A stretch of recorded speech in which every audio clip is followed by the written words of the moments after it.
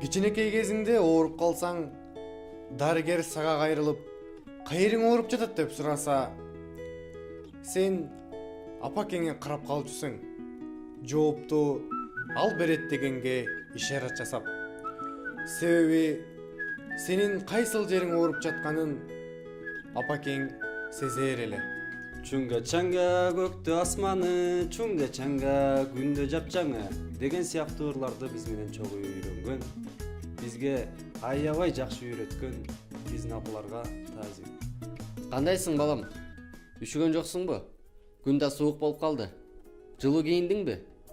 Жана башка көптөгөн суроолорду бир гана эне айтат. Анткени алар энени гана кызыктырат. Эне бул тынчтыктын, Мээримдүүлүктүн, Сулуулуктун бакубатчылыктын, жылуулуктун символу.